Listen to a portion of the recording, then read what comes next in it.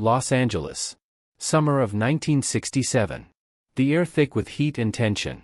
In a small, dimly lit martial arts magazine office on Sunset Boulevard, Joe Louis sits across from a young journalist, tape recorder spinning between them.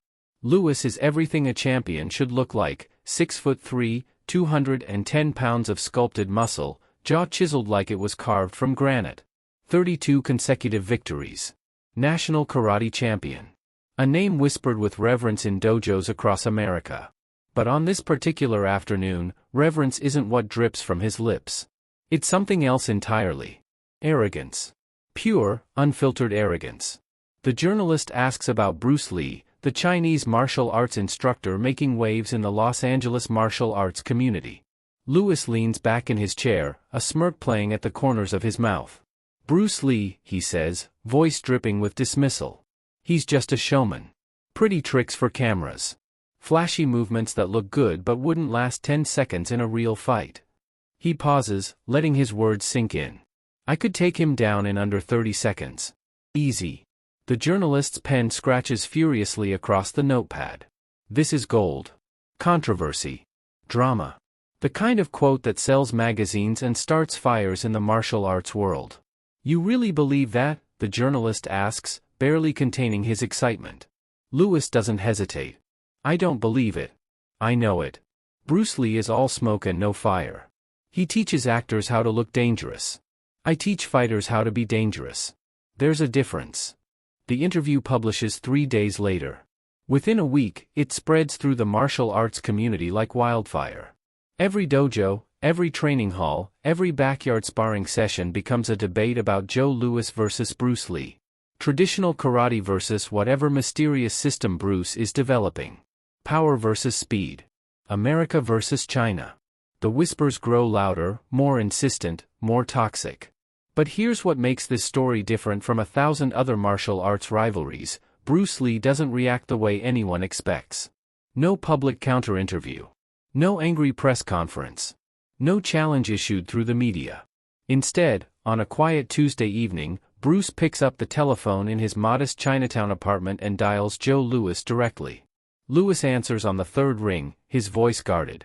He knows who's calling. Everyone in the community knows by now. Joe, Bruce says, his voice calm, almost friendly. I read your interview.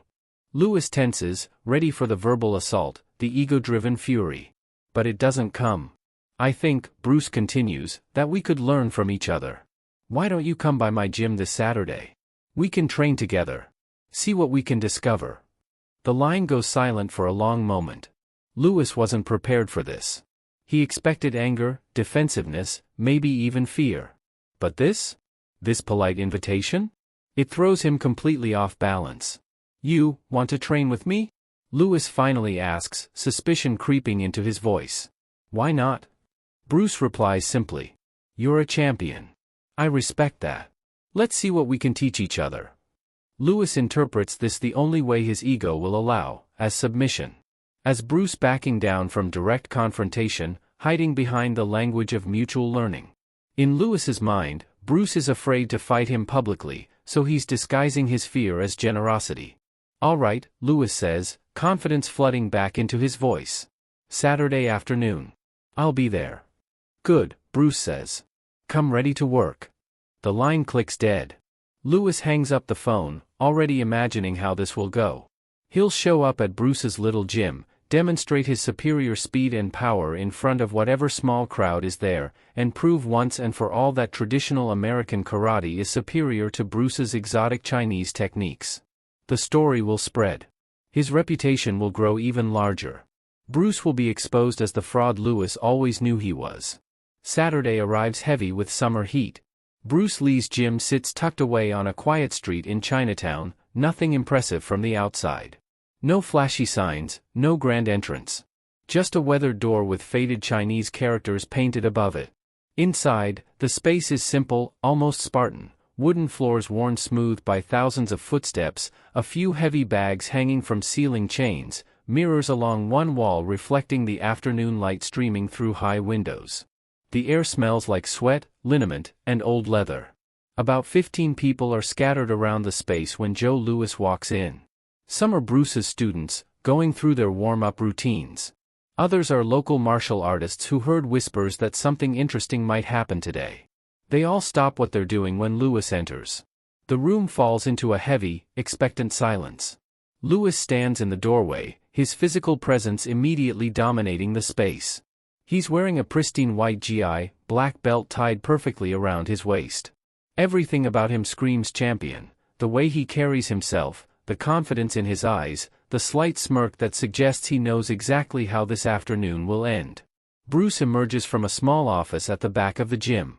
He's smaller than Lewis by nearly 6 inches and 40 pounds, wearing simple black training pants and a white t-shirt. No uniform. No ceremony. Just a man ready to work. "Joe," Bruce says, walking forward with his hand extended.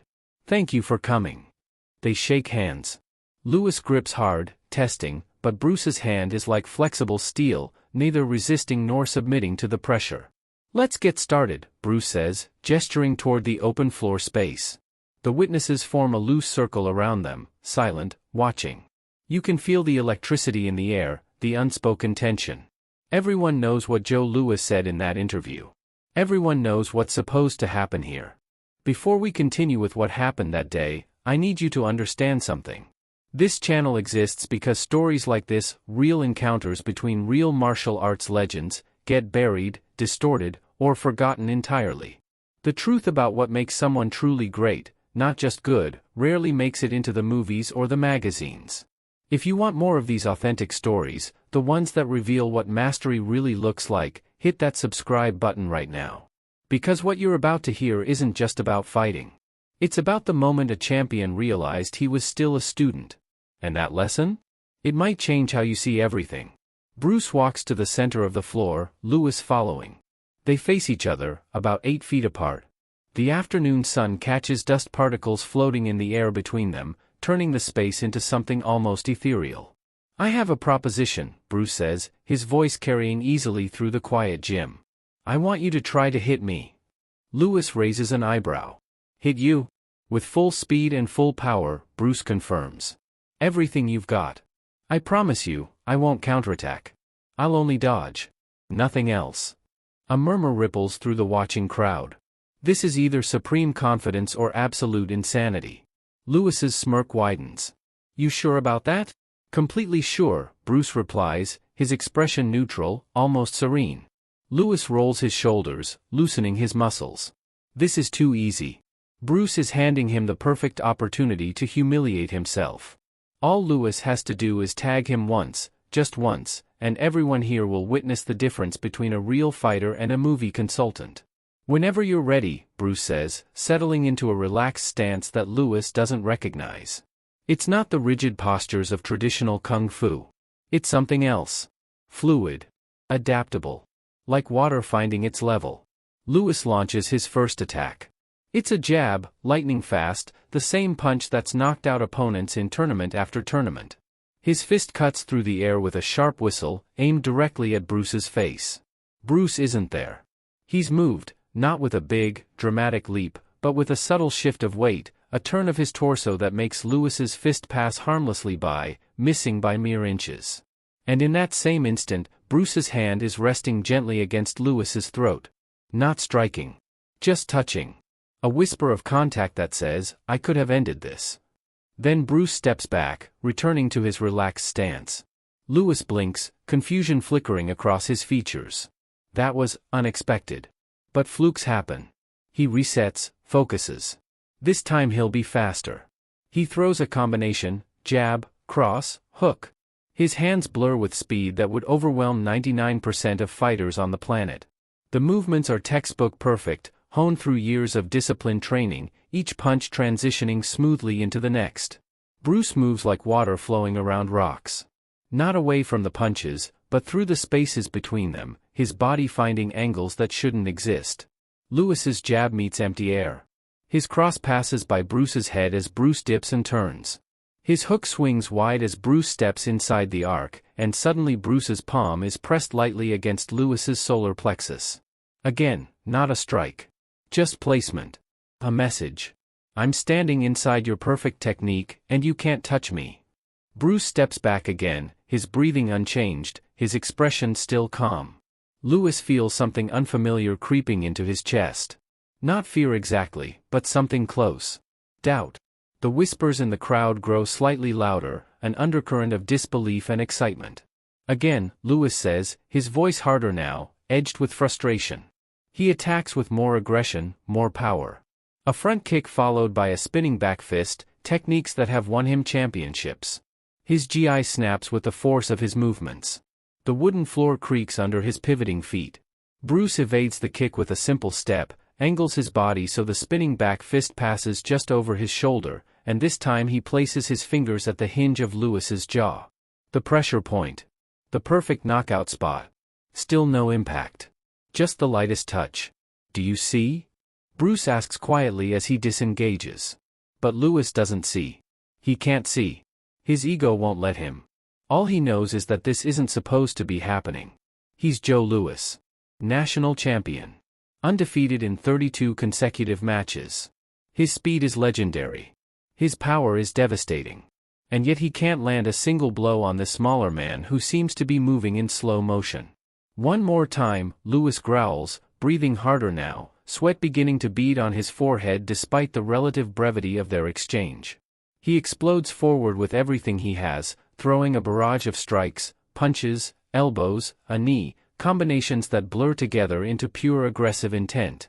He's no longer thinking about technique or form. He's just trying to hit Bruce any way he can. Bruce flows through the assault like smoke through a chain-link fence, never exactly where Lewis expects, always a half-second ahead of each strike. And with each evasion, Bruce's hand finds another vulnerable point, the side of Lewis's neck, his floating rib, the nerve cluster in his shoulder. Light taps that accumulate into an undeniable message. You're wide open. Every single moment, you're wide open. After the sixth failed attempt, Lewis stops, chest heaving, hands on his knees. He's breathing hard not from exhaustion, his conditioning is superb, but from the overwhelming frustration and disbelief coursing through his system. Around them, the witnesses have gone completely silent, barely breathing themselves, afraid to break whatever spell is happening in the center of that gym. Lewis straightens slowly, looking at Bruce with new eyes. The arrogance is gone, stripped away like old paint. What's left underneath is confusion, humility, and something else, genuine hunger to understand. How?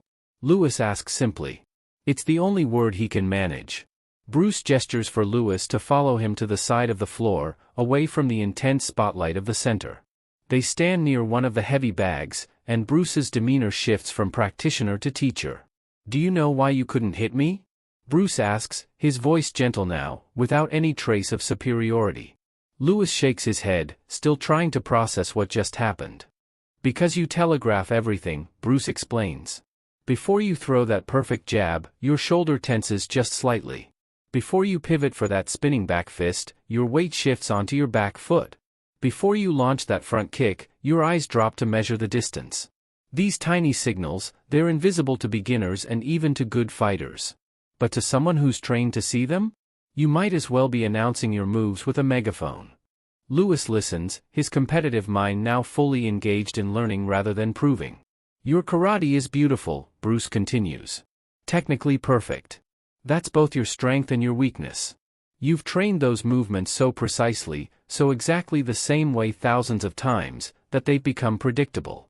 In a tournament against another traditional stylist, this precision is your advantage. But against someone who isn't bound by those same patterns? Someone who's studying you rather than just fighting you? That perfection becomes a cage. Bruce walks to the heavy bag, positioning himself close to it. Very close. Watch this, he says. He places his fist 1 inch from the bag's surface. Just 1 inch. Then, with a sharp exhale and a movement that seems to involve his entire body compressing and releasing in a single instant, he strikes. The bag doesn't just swing. It explodes backward, chains rattling violently, the 70-kilogram mass of leather and sand moving like it was hit by a car. The impact echoes through the gym like a gunshot. Lewis stares, his martial arts worldview crumbling and rebuilding in real time. That's maybe 5% of the force you generate with your full power punch, Bruce says. But it's efficient. The power comes from the ground, travels through my legs, my hips, my core, my shoulder, and finally my fist. Everything arrives at the target in the same instant. No wasted energy. No telegraphing. Just result. He turns back to Lewis. Your punches use maybe 20% of the power your body is actually capable of generating, and you announce them before they arrive. You're fast. Incredibly fast. But fast means nothing if your opponent knows where and when to expect it. Lewis absorbs this, his entire understanding of martial arts shifting beneath him like sand. Can you teach me? Lewis asks, and there's no shame in his voice now, only sincere desire to learn. Bruce smiles, a genuine smile that reaches his eyes. That's why I invited you here. What follows over the next 2 hours is one of the most remarkable teaching sessions in martial arts history. Bruce doesn't just show Lewis techniques. He breaks down the fundamental principles underlying movement, power generation, and combat efficiency. He explains concepts that Lewis has never encountered in his years of traditional training: economy of motion, centerline theory, the difference between mechanical speed and perceptual speed, how to hide intent, how to read an opponent's body language at a subconscious level. Bruce demonstrates on the heavy bag, on training pads, and in carefully controlled exchanges with Lewis. He shows how the same principle can be applied across different situations, different angles, different contexts. He's patient, encouraging, and most importantly, respectful. There's no gloating about the earlier demonstration. No rubbing Lewis's face in his limitations. Just genuine teaching from someone who wants to share knowledge. Lewis absorbs everything like a sponge. His ego has been demolished, yes, but in its place something better has grown: humility married to curiosity. He asks questions. He tries the techniques Bruce shows him. He fails, adjusts, and tries again. The other people in the gym watch in fascinated silence as a national champion allows himself to become a white belt again, starting from the beginning with genuine openness. At one point, Bruce has Lewis throw his best punch at a training pad Bruce is holding. The impact is thunderous, making everyone in the gym wince. Bruce doesn't even budge. You see how much you're putting into that? Bruce asks. All that power, all that commitment? In a real fight, with no rules, no referee, no safety? That level of commitment to a single technique is a death sentence. You throw that punch, miss, or get blocked, and you're completely open for a half second. A half second is an eternity. He demonstrates a more compact version of the same punch, one that generates nearly the same power but leaves him balanced, protected, ready to flow into the next movement or defend against a counter. The difference is subtle but profound. It's not about hitting harder, Bruce explains. It's about hitting efficiently. About being in the right place at the right time with the right amount of force. No more, no less. They work on footwork next. Bruce shows Lewis how traditional stances, while excellent for generating power in a static situation, can become anchors in a dynamic fight. He demonstrates footwork that's alive, responsive, constantly adjusting. Not the deep, rooted stances of classical karate, but something lighter, more mobile. Be like water, Bruce says, a phrase that would become famous years later but on this afternoon is just a teaching tool. Water doesn't fight against obstacles. It flows around them, through them, over them. It adapts instantly to whatever container it's in. Your fighting should be the same. Not rigid. Not fixed. Adaptive. Lewis tries the footwork, stumbling at first, his muscle memory fighting against these new patterns. But gradually, over minutes and then tens of minutes, something begins to shift. His movements become looser, more fluid. The champion's rigidity starts to melt into something more dangerous: controlled unpredictability. They spar lightly, just hands, no power, focusing on positioning and timing. Bruce continues to evade Lewis's attacks, but now he's explaining exactly how and why as they move. See there? You dropped your right hand for just a moment. In that moment, 3 things could have happened to you, and he demonstrates each possibility, his hand touching Lewis's vulnerable points without force, turning each exchange into a lesson. The afternoon sun shifts lower, casting longer shadows across the gym floor. Sweat soaks through Lewis's GI. His muscles ache from moving in unfamiliar ways. But his mind is electric, firing with new understanding, new possibilities, new respect for the depth of knowledge he's only beginning to touch.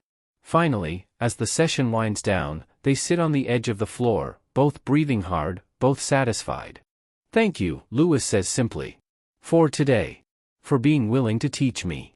Bruce nods. "You came here ready to learn, even if you didn't know it. That's rare. Most people, their ego won't let them be students once they've become champions." "My ego definitely got in the way," Lewis admits with a rueful smile. "That interview—" "Forget the interview," Bruce says, waving it away. "What matters is what happened today. You felt something was missing in your training, even if you expressed it badly. That instinct was correct. There are always levels above us. Always more to learn. The moment you think you've mastered everything is the moment you stop growing." Lewis stands, bowing deeply to Bruce in the traditional manner. It's a bow of genuine respect, student to teacher. Would you be willing to work with me regularly?" Lewis asks. "I want to understand this system you're developing. This Jeet Kune Do. I want to integrate it into my fighting." Bruce stands as well, returning the bow. "I would be honored. Come back next week. We'll continue." That Saturday afternoon in 1967 marked the beginning of one of the most significant teacher-student relationships in martial arts history. Joe Lewis didn't just come back the next week. He kept coming back, month after month, absorbing Bruce Lee's revolutionary approach to combat and integrating it with his own formidable karate background. Lewis went on to become an even more dominant fighter, but now with a sophistication and adaptability that transformed him from merely powerful to truly masterful. He won championship after championship, but more importantly, he began teaching the principles Bruce had shown him, spreading the seeds of what would eventually grow into modern mixed martial arts. Years later, after Bruce Lee had become a global legend through his films, after his tragic death in 1973 had shocked the world, Joe Lewis would give interviews about that summer afternoon. And every time, his voice would take on a particular quality, respect mixed with nostalgia mixed with gratitude. That day, Lewis said in one interview, "I learned the difference between being good and being great. I walked into that gym thinking I was at the top. I walked out realizing I was still climbing." Bruce didn't just show me techniques. He showed me how to see. How to think. How to understand that the real opponent isn't the person in front of you, it's your own limitations, your own ego, your own unwillingness to admit there's more to learn. He paused in that interview, choosing his words carefully. I'm grateful he humbled me that day. Because humility, real humility, is what opens the door to growth. And Bruce taught me that the greatest fighters aren't the ones who never lose. They're the ones who never stop learning. This story isn't about defeat. It's not about one martial artist proving superiority over another. It's about the moment when achievement transforms into understanding, when a champion becomes a student, when ego dissolves in the face of genuine mastery. If this story moved you, if it changed how you think about expertise, mastery, or the journey of learning, then subscribe to this channel right now. Because every week, we bring you these forgotten encounters, these real moments that reveal what greatness actually looks like. It's not about being unbeatable. It's about being unteachable becoming teachable. And that's a lesson worth remembering.